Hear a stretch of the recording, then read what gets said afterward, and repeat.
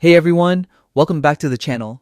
Today we're tackling a common issue with AEG dishwashers, the dreaded i44 error.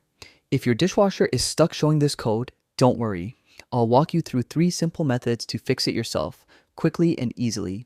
Stick around because by the end of this video, your dishwasher could be back to perfect working order.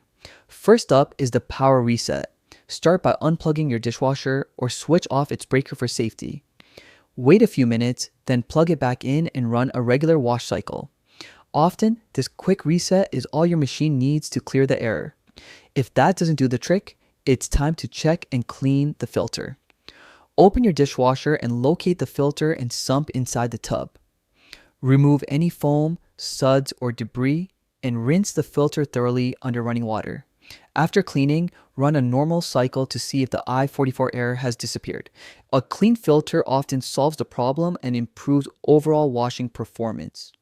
Finally, if the error persists, try an extended reset.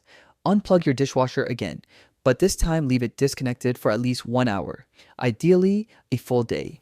This helps drain any residual electricity that might be causing the error code. After this period, plug it back in and test the machine. If none of these steps work, it's best to contact AEG customer support for professional guidance, as there could be a deeper issue that needs expert attention. And that's it. 3 easy ways to tackle the i44 error on your AEG dishwasher. If you found this guide helpful, make sure to like, subscribe, and hit that notification bell so you never miss a quick fix like this. Thanks for watching, and happy dishwashing.